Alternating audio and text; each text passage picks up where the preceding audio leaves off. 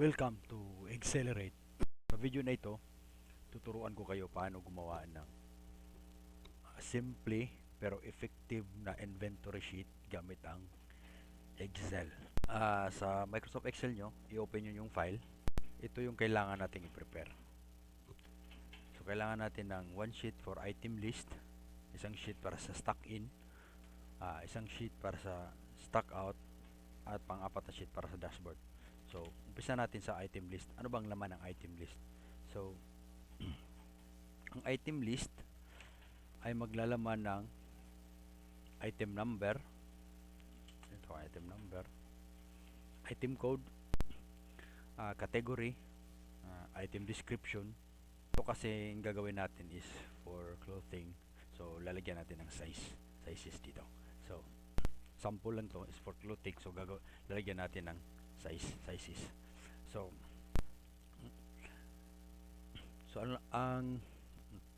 mayroon na tayong header. So pipila pa natin. So mayroon akong nilagay na sample na dito. Number, mayroon tayong 1 to 15. Item code. Itong item code dapat unique siya. Hindi siya magkapare-pareho.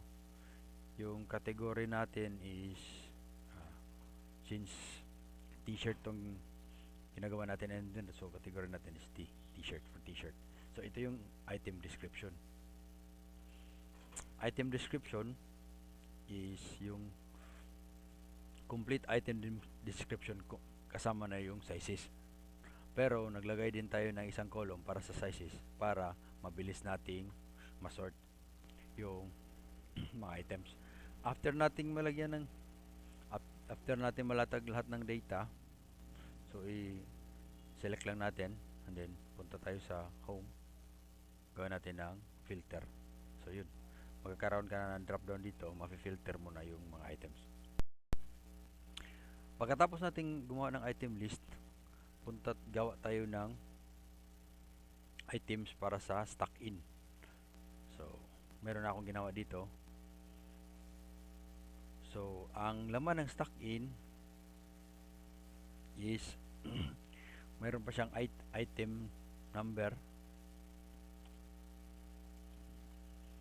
mayroon din siyang item code, category, description, size, date kung kailan mo siya na-receive, quantity kung ilan yung na-receive mo, and then purchase price kung magkano mo siya nabili, and then amount. Then lalagyan din natin later ng selling price at saka itong month at saka year, helper column na siya, automatic na siya magkakaroon ng formula. Gagamitin natin yan para makapag-create tayo ng dashboard.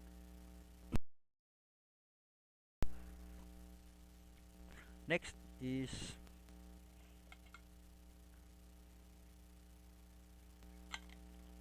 yung stock out. Titingnan muna natin yung stock out, saka natin umpisan yung stock in. Yung stock out naman is almost same lang din ng stock in. Mayroon din siyang order number or item number. Mayroon siyang item code, category, item description, size, date kung kailan na out, and then quantity. So punta tayo sa stock in. Kumpletuhin muna natin stock in. Stock in, lagay natin ang item number. Ang gagawin natin dito is isusulat lang natin kung ano yung item na pumasok sa atin.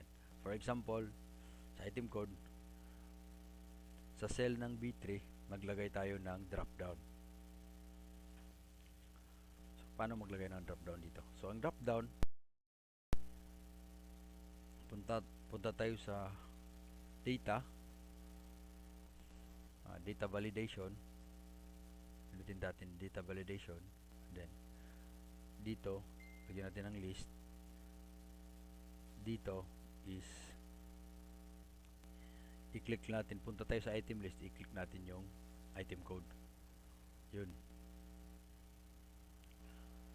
Para pag select natin ng item code, mamili na lang tayo sa mga existing item code na nandito. Yun. Ang purpose nito is para hindi tayo magkamali sa spelling, especially sa para ma-capture natin lahat ng quantity. Kasi pag magkaiba to ng spelling, hindi natin makukuha yung quantity niya. So next is category. Yung category, i-formula lang natin siya. Ito yung formula. VLOOKUP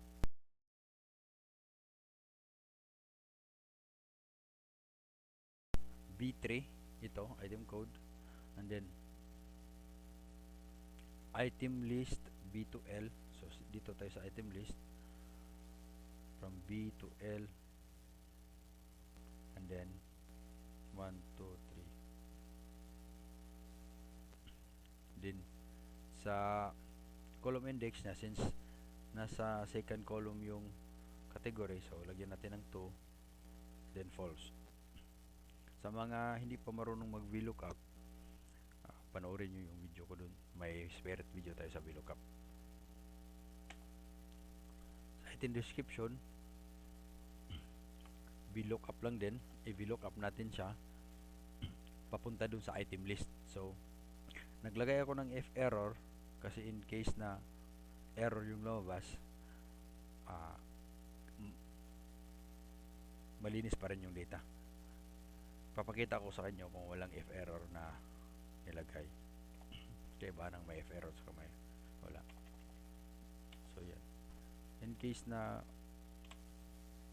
wala to, so magkakaroon siya ng NA. Pero if may if error,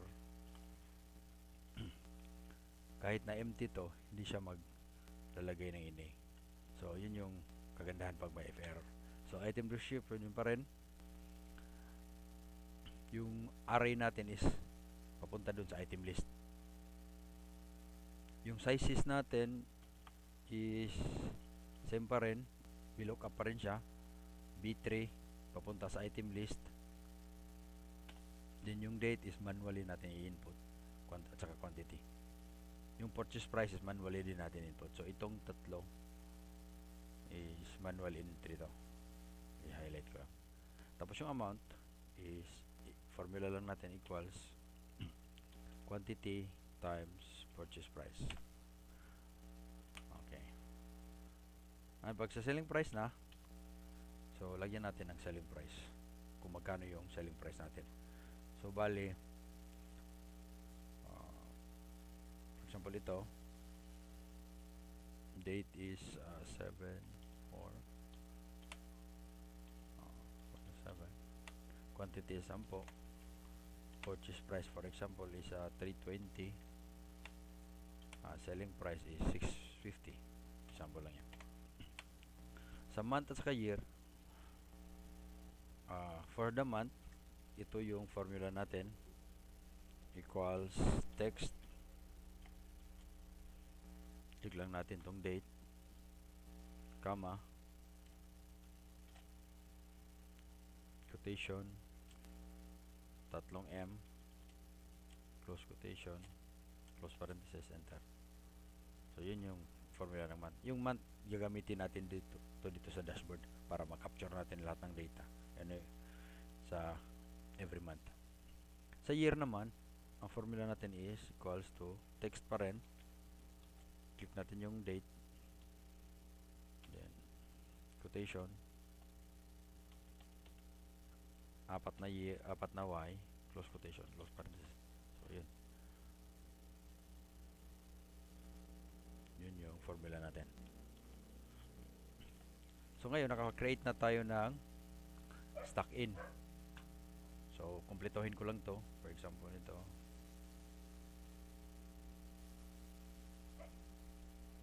kumpletuhin ko lang to. Yung formula i-drag na lang natin sa pababa. Okay. Tapos ito i-copy na lang natin dito. Drag na lang din natin to. So yung selling price is 650, same lang din. So yan yung stock in natin. So basically yung stock in is lahat ng mga items na papasok is ilista natin, item code, category, description. Itong mga to is naka-formula na. So naka-formula, ito yung manual entry. Yung naka-yellow is yung manual entry. Ito is formula. Yung naka-green is formula. Selling price is manual entry. Ito is naka-formula na rin.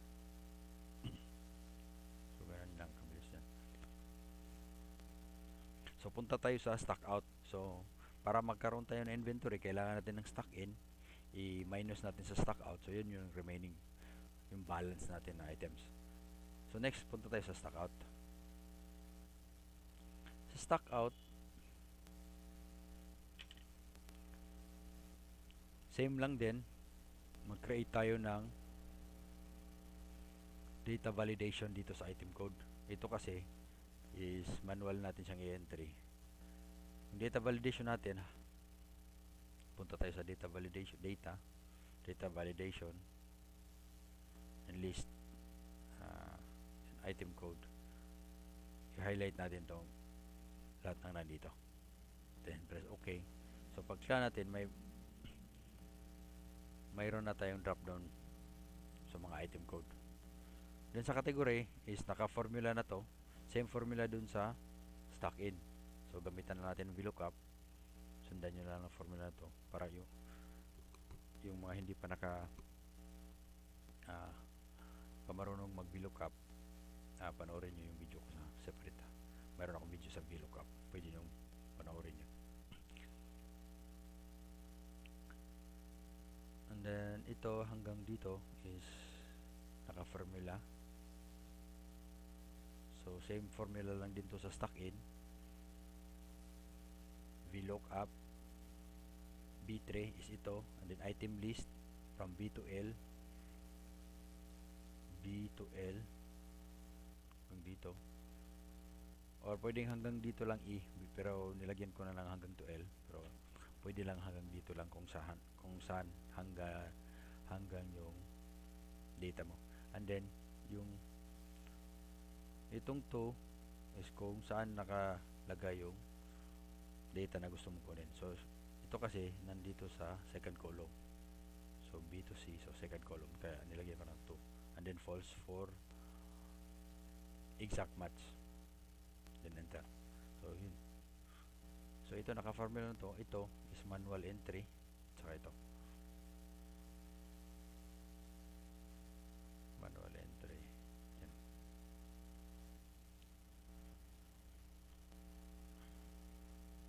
So may dinagdag ako sa stock out. Pwede rin natin dagdagan ng selling price dito, total value,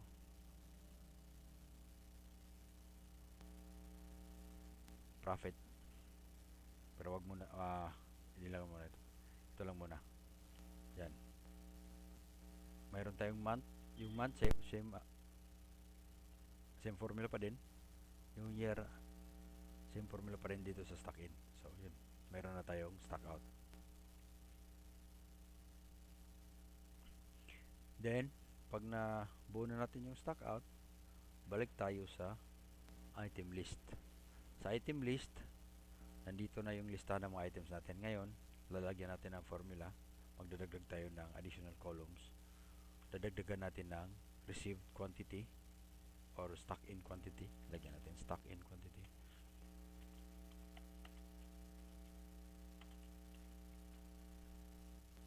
Stock out quantity.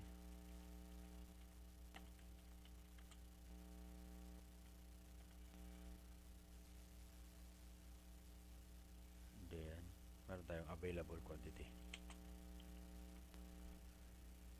So ang formula nito for sa stock in quantity, ang formula natin is sum ifs, isulat natin, sum ifs, then stock in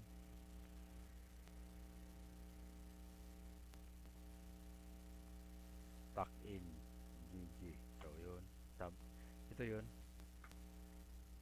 ito formula natin is sum if stock in column G, ito, and then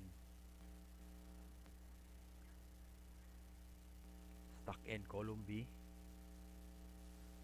dito, item code, and then item list B4. So ito. So pag enter na natin ang formula na yan, isa-sum up niya lahat ng item quantity na mayroong item code na 3GTWS. So kung i-drag down lang natin pababa, yun na yung total quantity na na-receive natin. Yun, yung total quantity na pumasok. So ang gagawin natin next is yung stock out quantity. Sa stock out quantity, same formula pa din, pero yung reference natin is doon na sa stock out. Kanina nandun tayo sa stock in dito. Ngayon yung formula natin is doon na naman sa stock out. So stock out column G, ito ang quantity. Stock out column G quantity. Then stock out column B is item code. And then item list B4, ito. Then enter. So drag down lang natin pababa. Then yun. Dito sa available quantity is i-minus lang natin yung stock in quantity minus stock out quantity. So yun, mayroon ka ng inventory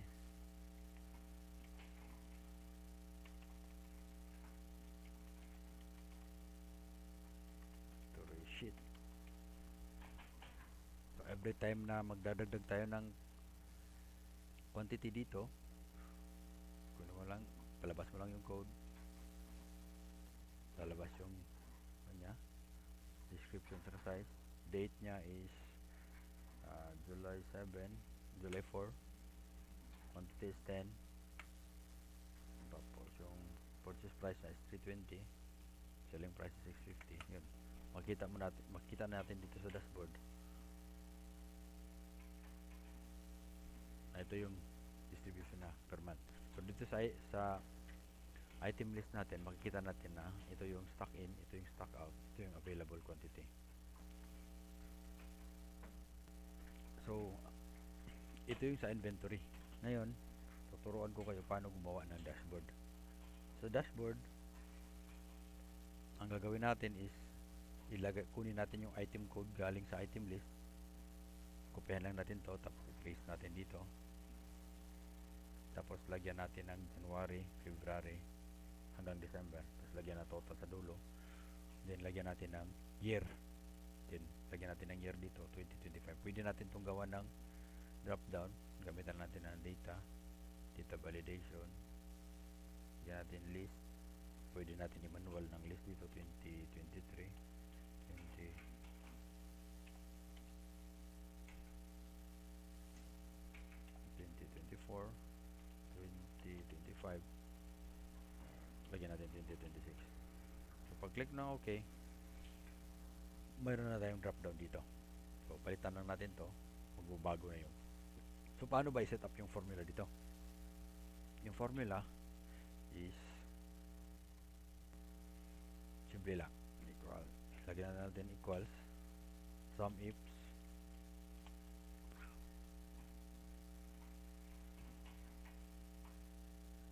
ito kasi sa sales to, kung ilan yung nabenta natin.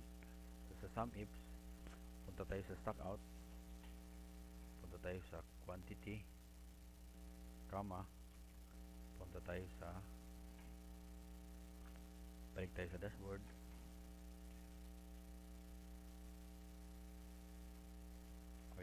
punta tayo sa stock at column G, punta tayo sa column B,